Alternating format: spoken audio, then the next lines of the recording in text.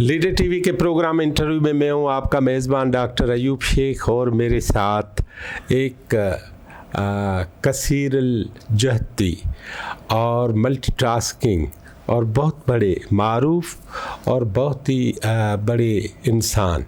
और वैसे तो उनका ताल्लुक़ शिकारपुर से है, लेकिन वो शिकारपुर से ज़्यादा मशहूर हुए।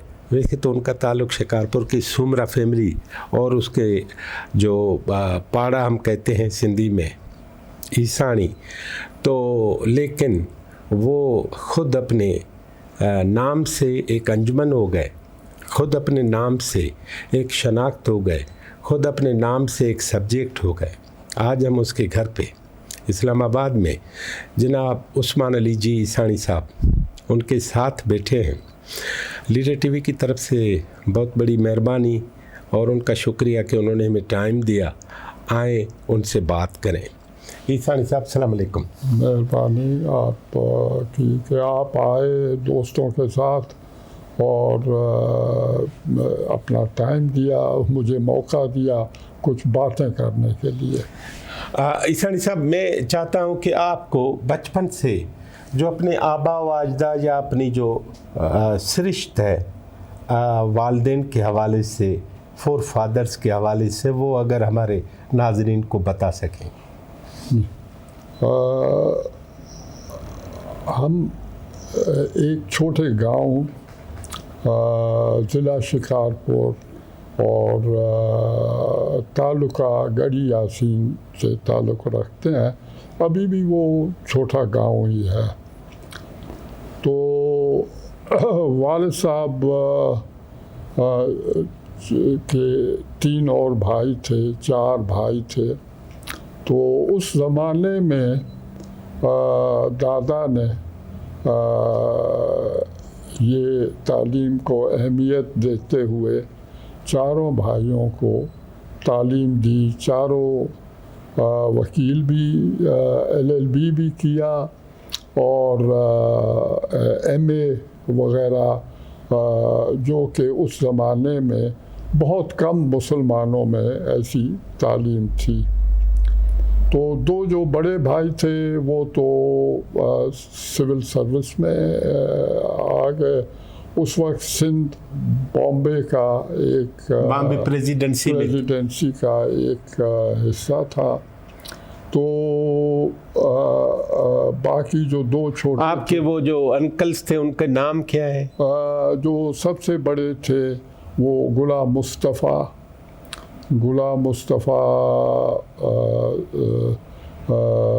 बॉम्बे प्रेसिडेंसी सिविल सर्विस में थे और वो ज़्यादा उनकी सर्विस जो थी बॉम्बे साइड पे थी। क्या थे सर वो बॉम्बे साइड पे? डिफरेंट रेवेन्यू पोजीशंस में, मैजिस्ट्रियल और रेवेन्यू की, मैजिस्ट्रियल रेवेन्यू वगैरह। नंबर 2 भी इसी तरीके से। उनका नाम क्या? गुलाम सिद्दीक। वो भी फिर पाकिस्तान बनने के बाद फिर सिंध में उनकी वो ज़्यादा सर्विस रही, लेकिन वो भी रेवेन्यू साइड पे थे, मैजिस्ट्रियल और रेवेन्यू साइड। बाकी मेरा वालिद साहब जो थे वो नंबर 3 पे थे। वो अपनी वकालत करते थे और वो पब्लिक प्रोसिक्यूटर थे कराची में। और चौथा जो छोटा भाई था वो भी सक्खर में ही रहा, लेकिन वो भी वकालत करते थे। तो ये बैकग्राउंड, इस बैकग्राउंड के साथ आपको अंदाज़ा हो जाएगा कि फैमिली में तालीम मौजूद थी, अहमियत थी। तो मेरे फादर भी काफ़ी सिर्फ सिंध में, वो काफ़ी जूनागढ़ में गए, फिर देहरादून गए थे पढ़ने, फिर बॉम्बे में पढ़ाई की। तो इंडिया में वो भी काफ़ी गांव से, सिंध से भी बाहर रहते हुए उन्होंने तालीम हासिल की थी। तो इसी जज्बे के तहत मैं तारीख़ पैदाइश की 1934 की है, तो मैं 11 साल का था। तो मुझे एक बड़े अच्छे तालीमी इदारे में देहरादून में, जो कि अभी इंडिया में है, वहाँ पे दाखिला ले दिया। मैं था और छोटे चाचे के बेटे थे, तो हम दो वहाँ पे बोर्डिंग था। 4 महीने टर्म होती थी, टर्म के बाद फिर घर आते थे 2-3 हफ्ते, फिर चले जाते थे। नहीं, देहरादून आपको बाद में भेजते हैं। हाँ, लेकिन मुझे पहले बताएं, 11 बरस तक हाँ, तो आपने प्राइमरी कर ली ना? प्राइमरी सेकेंडरी पर नहीं पहुँचे, लेकिन प्राइमरी जो थी वो सक्खर में की। वो बताएं। अंकल चाचे के साथ थी। वहाँ सेंट मैरीज हाई स्कूल है सक्खर में, तो वहाँ शुरू की तालीम। फिर उधर से फिर देहरादून हम गए। तो ये बहुत अच्छा, जो जिस तरह आप बता रहे हैं, तालीम की अहमियत तो थी, लेकिन एक आपकी फैमिली में ये बात भी मौजूद है कि फासले आपके लिए कोई बड़ी माना नहीं रखते उस ज़माने में भी, जो आमतौर पर सिंधियों के लिए कहा जाता है कि सिंध नहीं छोड़ते हैं, गांव नहीं छोड़ते हैं, निकलते नहीं हैं। ये है। हाँ, नहीं, वो बिल्कुल फासले की बात ही नहीं थी। मैं 11 साल का था, मेरे जो कज़न थे वो मेरे से 2 साल बड़े थे, 13 साल के थे, तो हम जाते थे। और देहरादून इसीलिए भी गए कि वालिद मोहतरम पहले उधर गए हैं। जब वो यंग मैन थे तो वहाँ स्कूल में रह चुके थे, लेकिन ये एक बहुत ही एक यूनिक किस्म का इंस्टीट्यूशन था। नाम था इसका Prince of Wales Royal Indian Military College. तो उसमें हम वहाँ स्कूल में मिलिट्री यूनिफॉर्म पहनते थे उस उम्र में भी। तो कमांडर इन चीफ इंडिया जो था वो चेयरमैन था बोर्ड का। जी। तो पार्टीशन 14 अगस्त 47 हम दोनों वहीं थे, और 2-3 महीनों के बाद हमें वहाँ से रिपैट्रिएट करके लाहौर ले आए। इंडियन एयर फोर्स के डकोटा प्लेन्स में हमें ले आए, वहाँ वॉल्टन पे उतारा। तो वहाँ फिर महीना डेढ़ हम आर्मी के ट्रांजिट कैंप में थे। तो उसके बाद फिर हम गए, घर गए। तो वालिद साहब ने उस वक्त भी ये किया कि हमें यहाँ लॉरेंस कॉलेज घोड़ा गली में मरी के पास दाखिला। तो ईसानी साहब, एक सवाल मेरे जहन में आपकी बात सुन के आया कि 13 बरस के हैं आप और अपने इलाके से दूर देहरादून में है, तो पाकिस्तान बन गया।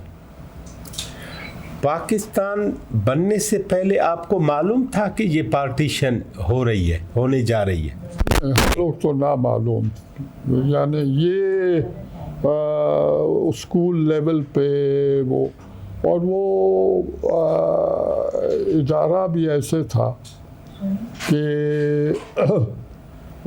हिंदुस्तान के और हर खिते से एक दो स्टूडेंट्स थे, यानी साउथ इंडिया से लेके बंगाल, पंजाब, फ्रंटियर, सिंध, हर सूबे से एक एक दो दो स्टूडेंट्स नहीं तो आपको सिलेक्ट किया गया था? सेलेक्ट किया गया था और सिलेक्शन की थी गवर्नर सिंध ने इंटरव्यू करके और फिर उनकी रिकमेंडेशंस पे दाखिला मिला था वहाँ पे। जैसे कि नवाब बहावलपुर के 3 बेटे थे वहाँ पे,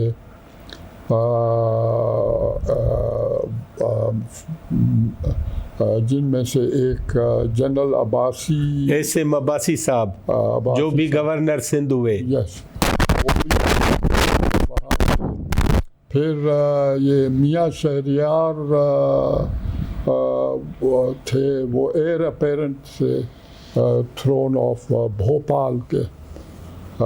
फिर वो पार्टीशन के बाद फिर उनकी मदर ले गई थी उनको यूके में पढ़ के, फिर कंपटीशन में आके फॉरेन सर्विस ऑफ पाकिस्तान में आए, फिर रिटायर हुए एज फॉरेन सेक्रेटरी मियाँ शहरियार। तो इसी तरीके से heir apparent to the throne of Jodhpur थे, to the throne of Jaipur थे। इस तरीके से पूरे इंडिया से एक एक दो दो लोग थे। तो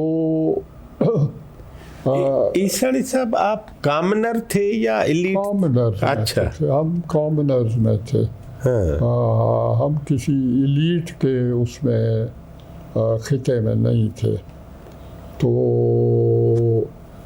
उसके बाद फिर यहाँ एडमिशन ले दी। तो मेरे चचाजाद भाई और मैं। उनका नाम क्या है? मुख्तार अली ईसानी। मुख्तार अली ईसानी, वो लास्ट ईयर फौत हो गए। इन्ना लिल्लाह व इन्ना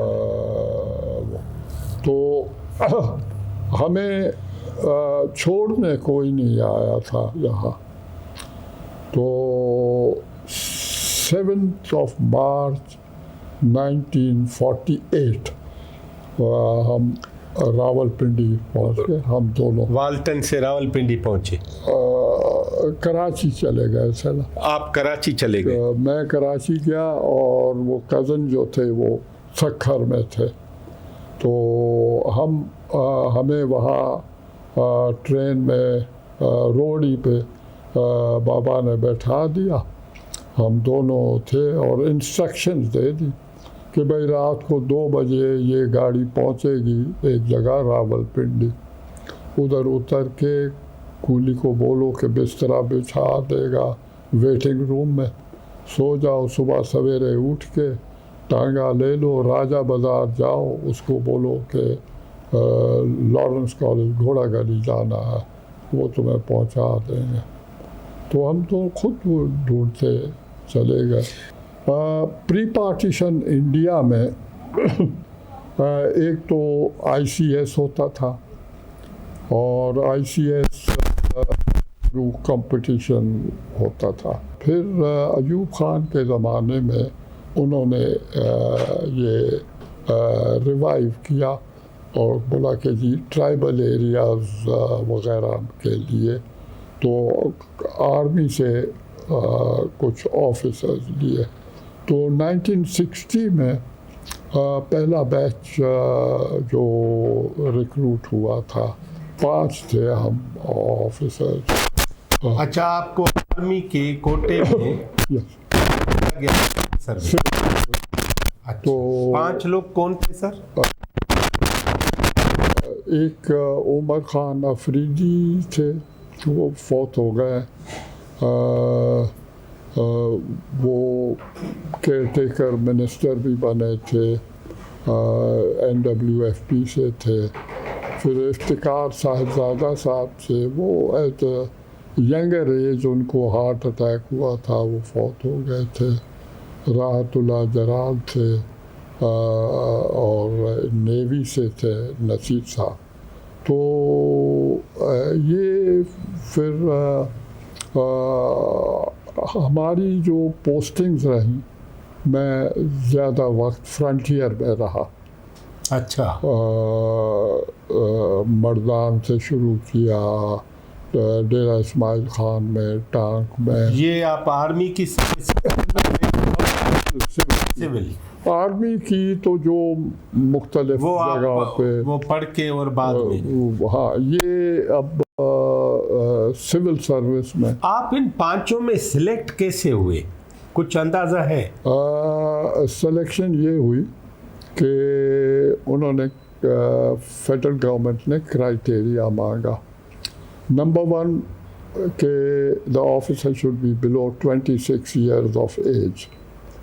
नंबर 2 के उसका सर्विस रिकॉर्ड आउटस्टैंडिंग होना चाहिए। तो इन 2 क्राइटेरिया में आप फॉल कर रहे थे। फॉल करते थे।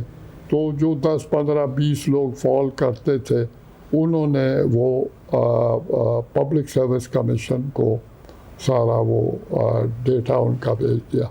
फिर पब्लिक सर्विस कमीशन में इंटरव्यूज़ हुए। तो फाइनल सिलेक्शन जो थी और मेरिट लिस्ट वो पब्लिक सर्विस कमीशन ने रेकमेंड किया, तो उसके ऊपर ये हुआ। तो मुझे फॉर्चुनेटली नंबर 1 पोजीशन पे वो उसमें रखा था। तो वो फिर सिविल सर्विस में आए। ज़्यादा मैं एक थोड़ा सा वक्फा चाहूँगा, ये हमारा टेक्निकल इशू है। इसके बाद हम फिर बातें, नाज़रीन हमारी मोहतरम जनाब उस्मान अली ईसानी साहब से बातें जारी।